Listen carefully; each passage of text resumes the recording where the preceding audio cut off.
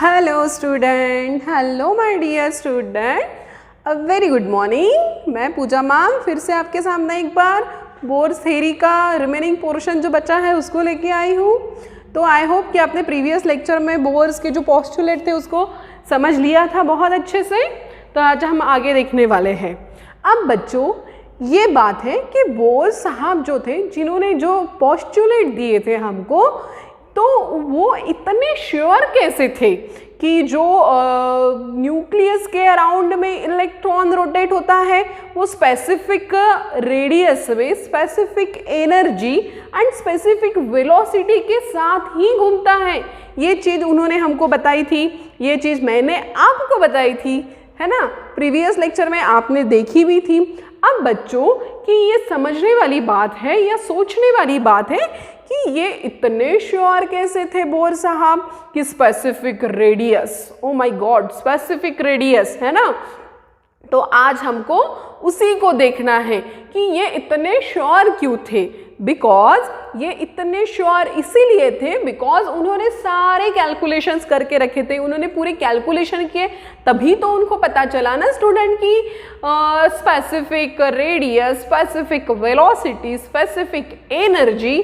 तो आज हमको यही वाले कैलकुलेशंस पढ़ना है स्टूडेंट कि बोर साहब के कैलकुलेशन जो उन्होंने स्पेसिफिक बोल के रखा है। तो लेट्स स्टार्ट। ओके, तो जैसे कि कॉपी पेन निकालो और नोट डाउन करना स्टार्ट कर दो। Let's start. बोर्स कैलकुलेशंस, आज हमको पढ़ना है बोर्स कैलकुलेशंस। ओके स्टूडेंट, तो यहाँ पे देखिए। अब बच्चों सबसे पहले हमने प्रीवियस लेक्चर में जो चीज़ देखी थी कि यहाँ पे न्यूक्लियस है। ओके, अब ये न्यूक्लियस को मैंने ZE लिखा, तो आपको कोई दिक्कत नहीं? नो मैम, ZE लिखा हमने। जब डिस्टेंस ऑफ क्लोजेस्ट अप्रोच निकाला तब मैंने आपको समझाया था कि Z क्यों लिया है, E क्यों लिया है। Z is the atomic number and E is the charge present on that particular nucleus and the particular electrons. Okay, तो मैंने यहाँ पे न्यूक्लियस के जगह पे ZE लिख दिया। ठीक है, अब मुझे पता है कि यहाँ से R डिस्टेंस पे हमारा इलेक्ट्रॉन है जो क्या कर रहा है, जो सर्कुलर पाथ में न्यूक्लियस के अराउंड में रोटेट हो रहा है, जिसका मास m है और जिसकी वेलोसिटी v है। यहाँ तक तो आपको समझ में आ गया था। मैं कलर वाले पेन यूज़ करती हूँ ताकि आपको अच्छे से समझ में आ जाए। तो यहाँ पे जो इलेक्ट्रॉन्स है बच्चों वो क्या कर रहा है, r रेडियस पे है और v वेलोसिटी के साथ, और उसका मास m है और वो क्या कर रहा है, न्यूक्लियस के अराउंड में सर्कुलर पाथ बना रहा है। अब बच्चों यहाँ पे इलेक्ट्रॉन्स जो है वो न्यूक्लियस क्या कर रहा है, उसके ऊपर सेंट्रीपिटल फोर्स लगा रहा है। कौन सा फोर्स लगा रहा है, सेंट्रीपिटल। मतलब कुलम्स लॉ पढ़ चुके थे, कुलम्स लॉ इलेक्ट्रोस्टैटिक फोर्स में। तो जो कुलम्स लॉ है वो फोर्स, सेंट्रीपिटल फोर्स इसके ऊपर लग रहा है। अब बच्चों सोचने वाली बात है कि मैं जो हूँ मैं स्टेबल कब रहूँगी। अगर मुझे इधर से कोई खींच रहा है तो मैं तो उधर चली जाऊँगी, और इधर से कोई खींच रहा है तो मैं इधर चली जाऊँगी। जिधर का फोर्स ज़्यादा मैं उधर, है ना। एक्सपेरिमेंट आप भी करके देखो। लेकिन मुझे दोनों साइड से सेम फोर्स से अगर खींचा गया तो मैं तो यही के यही रह जाऊँगी, है ना। समझने वाली बात है बच्चों कि इधर से मुझे किसी ने खींचा, इधर से किसी ने मुझे खींचा, तो मैं स्टेबल कब होंगी, जब दोनों साइड से इक्वल फोर्स लगेगा बच्चों। कैसा, इक्वल। तो न्यूक्लियस इलेक्ट्रॉन को अपनी तरफ खींच रहा है with the help of centripetal force. Centripetal force मतलब पिटल मतलब सेंटर की तरफ, अपनी तरफ, इधर साइड। और इधर से उसके ऊपर और एक फोर्स लग रहा है, that is centrifugal force, that is centrifugal. अपन रेड पेन यूज नहीं करते, चल नहीं रहा है, ओके। तो यहाँ पे उसके ऊपर कौन सा फोर्स लगाते हैं हम? Centrifugal force. अब हो गया स्टेबल, अब हो गया स्टेबल, ओके। मतलब बच्चों यहाँ पे मैं लिख सकती हूँ कि CP is equals to CF, CP is equals to CF। अब आप एक फॉर्मूला कूलम्स लॉ में पढ़ चुके हैं कि 1/4 pi epsilon 0 Q1 Q2 divided by R square. आपको ये फॉर्मूला बहुत अच्छे से पता है स्टूडेंट। फिर यहाँ पे सेंट्रीफ्यूगल जो फोर्स है उसका पता है mv² bye R, mv² bye R। और ये फॉर्मूला आप ऑलरेडी पढ़ चुके हो बच्चों। यहाँ पे हमको बोर्स के इक्वेशंस देखना है, ओके। तो दैट इज इक्वेशन नंबर 1। आज का जो हमारा लेक्चर है हम उसमें रेडियस कैलकुलेशन पढ़ने वाले हैं, रेडियस ऑफ बोर्स ऑर्बिट। मैं लिख देती हूँ, रेडियस ऑफ बोर्स ऑर्बिट, ठीक है। ये जो रेडियस है that is for nth orbit, okay. nth मतलब कोई भी ऑर्बिट, 1 2 3 4 सो मेनी शेल्स। आप उन्हें देखे थे, हमने प्रीवियस वाला जो लेक्चर था पोस्टुलेट में बताया था कि there are n numbers of shells, okay. Shell बोलो, ऑर्बिट बोलो, पाथ बोलो, व्हाटएवर जो वर्ड आपको अच्छा लगे आप उसको बोलो। अब बच्चों यहाँ पे आपने देखा कि इलेक्ट्रॉन न्यूक्लियस में सर्कुलर पाथ में घूम रहा है। भाई घूमने वाली बात आ गई, हमारे स्टूडेंट भी बड़े चक्कर काटते हैं। कहाँ के चक्कर पता चल गए होंगे आपको, है ना। चक्कर काटते हो ना आप लोग? नहीं नहीं अभी मत काटो, अभी उम्र नहीं है चक्कर काटने की। डॉक्टर इंजीनियर बन जाओगे तब काट लेना, ओके। चलो तो हमको इक्वेशन 1 मिल गया, ओके स्टूडेंट। अब हमने प्रीवियस लेक्चर में लास्ट वाला पोस्टुलेट देखा था जिसमें क्या बोला गया था कि angular momentum that is mvr is equals to nh/2π, ठीक है। इसी को बोर समझा नहीं पाए थे और इसी को बोला गया है बोर्स क्वांटाइजेशन। इसी को क्या कहा गया है बच्चों? Bourse quantization. मतलब बोर्स ये वाला जो पोस्टुलेट था, पोस्टुलेट नंबर 6, उसको समझा नहीं पाए थे, इसीलिए उनकी थ्योरी फेल हो गई थी और इसी को कहा गया है बोर्स क्वांटाइजेशन, ओके। अब ये हो गया हमारा equation number 2, that is equation number 2। अब मुझे इक्वेशन 1 और 2 को सॉल्व करना है और बोर्स की रेडियस फाइंड आउट करना है। तो मैं इधर आ जाती हूँ और हम अब क्या कैलकुलेट करने वाले हैं? Radius of bourse orbit. अब बच्चों देखो यहाँ पे कंडीशन मुझे लिखना है कि मैं क्या करूँगी, स्क्वायर ऑफ इक्वेशन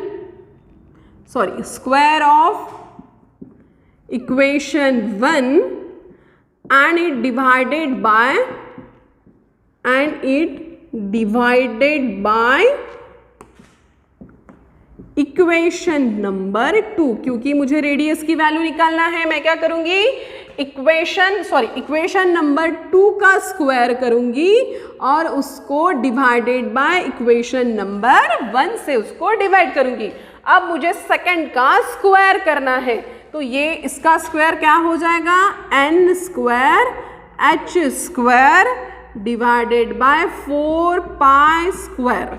देखो n स्क्वायर h स्क्वायर, 2 का स्क्वायर 4 और पाई का square pi square is equals to m square v square R square. Okay student, M square V square R square. अब यहाँ पे जो जो वैल्यू कट रही है उसको आप कट कर दीजिए। कुछ कट रहा है क्या यहाँ पे? M square V square R square नहीं कट रहा। N square H square 4 pi R square नहीं कट रहा। M square V square R square नहीं कट रहा। अब क्या करना है मुझे? इसको डिवाइड करना है इक्वेशन नंबर 1 से। अब बच्चों इक्वेशन नंबर 1 देख लेते हैं हम। ये वाला इक्वेशन नंबर 1 है। अब यहाँ से आपको एक चीज यहाँ पे दिख रही है कि 1/4πε0 Q1 Q2 R square M V square by R square. अब बच्चों यहाँ देखो कि Q1 और Q2 क्या है? चार्ज है। किसका चार्ज है? हमारे पास दो बॉडी है, न्यूक्लियस है और इलेक्ट्रॉन है। तो Q1 Q2 जो है चार्ज है दो बॉडी का। किसका चार्ज है बच्चों? 2 बॉडीज का। अब मैं Q1 के जगह पे ZE लिख सकती हूँ, मतलब मैं Q1 के जगह पे ZE लिख सकती हूँ और Q2 के जगह पे E लिख सकती हूँ। Q1 charge Q2 charge, Q1 ZE Q2 E। आई बात समझ में? कोई दिक्कत नहीं। चलो तो अब मुझे इसको डिवाइड करना है ये वाले इक्वेशन से, that is 1/4 pi epsilon zero Q1 Q2 की जगह पे मैं क्या लिखूंगी? ZE इंटू E, मतलब E स्क्वायर लिख सकती हूँ क्या? यस, E स्क्वायर लिख सकती हूँ। तो हम लिख लेते हैं। और यहाँ पे क्या है बच्चों? mv square upon r। Okay, अब यहाँ देखो, इसको हम क्या लिख देंगे? यहाँ से ये r get cancel. n square H square upon 4 pi square is equals to m square v square r square हो गया, divided by 1/4 pi epsilon 0 ZE square लिख सकती हूँ, ZE और E that is E square upon R is equals to mv square. Okay, R तो get cancel, R cancel from that R। अब यहाँ देखो क्या क्या कट रहा है बच्चों, काट डालो सभी को। 4 पाई कट गया, 4 पाई कट गया, यहाँ पे 1 पाई रह गया। ओके, देन यहाँ से 1 R कट गया, 1 R बच गया, 1 M कट गया, M कट गया, V स्क्वायर कट गया, V स्क्वायर कट गया। जितनी वैल्यूज कट हो रही है सबको कट कर दो। अब यहाँ देखो क्या बच रहा है? N square H square upon यहाँ पे pi, okay, upon ZE square epsilon 0, ठीक है। और ऊपर में कुछ बच रहा है, यहाँ पे m बच रहा है, ओके, m। और यहाँ पे क्या बच रहा है बच्चों? यहाँ पे कुछ भी नहीं बच रहा है। ओके फाइन, ठीक है। देख लो एक बार, कुछ बच रहा है। क्या लिखा मैंने? n square H square, n square H square, 4 पाई से कट गया था, पाई बच गया, पाई को लिख दिया। यहाँ पे m square v square R square, तो ये r यहाँ ये वाले r से कट गया था, ये m ये वाला m से कट गया था। यहाँ पे m का स्क्वायर था, m बच गया, यहाँ पे r का स्क्वायर था, यहाँ पे r बच गया, और नीचे तो कुछ भी नहीं बचा है। ओके बच्चों, नीचे कुछ भी नहीं बचा, m भी चला गया, v भी चला गया, सिर्फ नीचे क्या बच गया?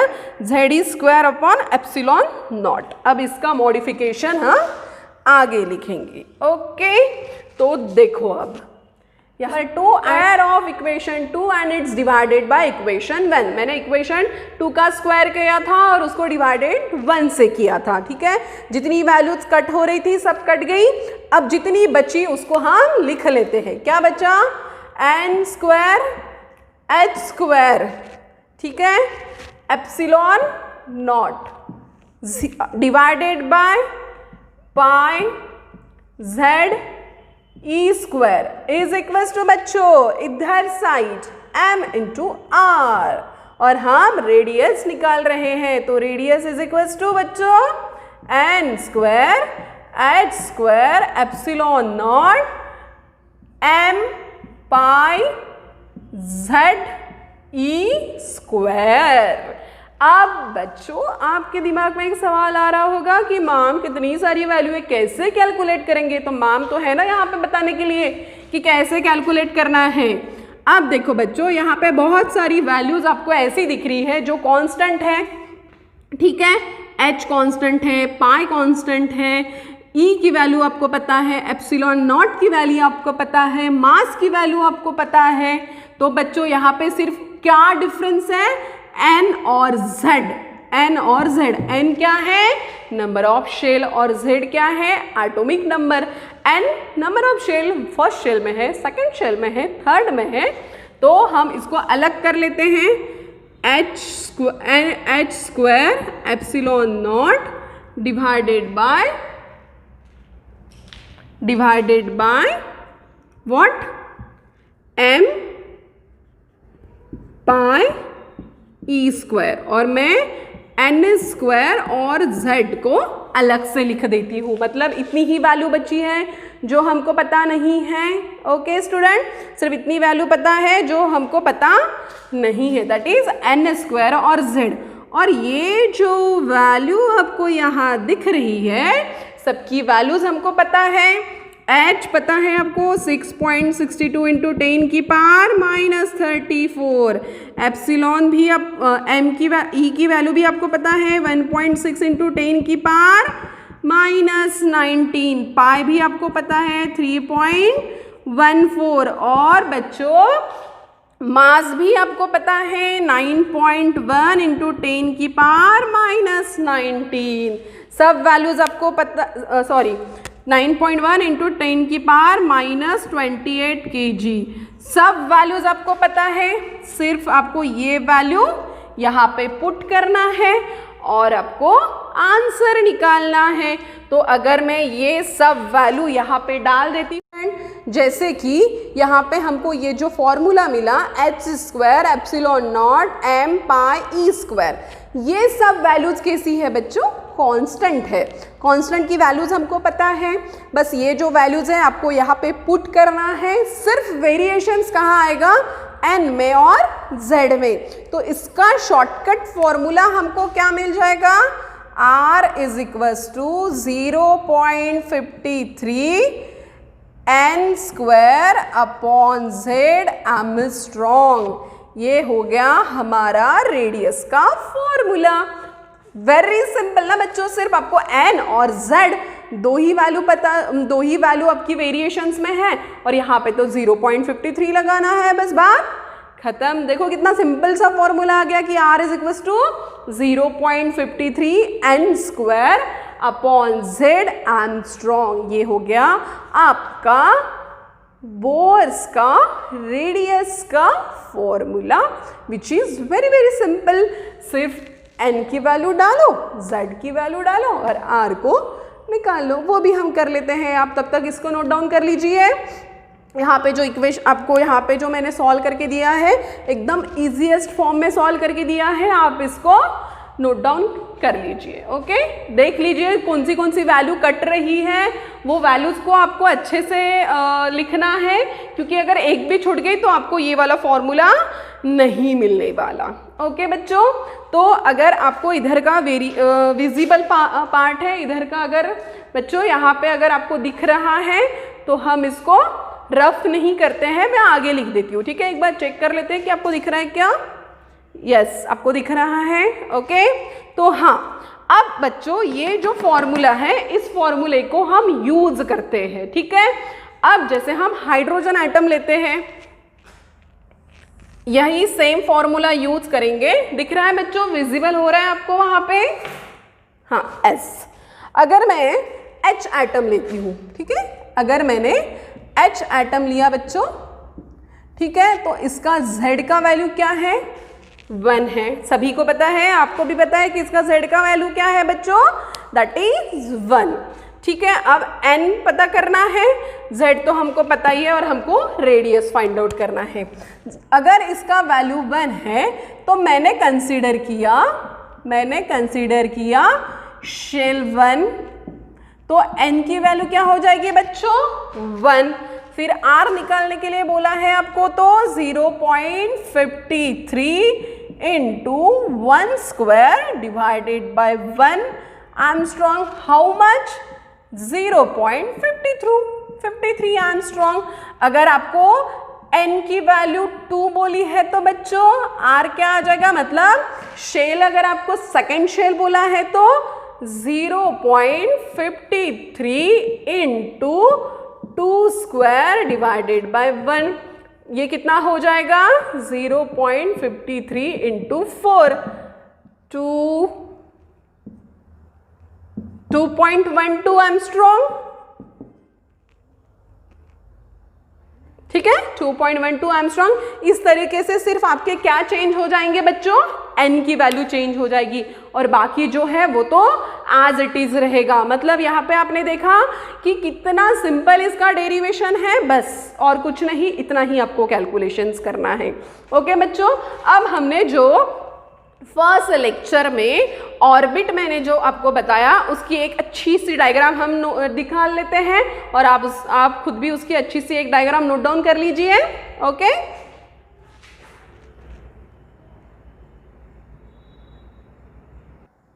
हाँ तो बच्चों यहाँ पे एक सिंपल से डायग्राम आप देख लीजिए जिसका यूज आपको बहुत होने वाला है।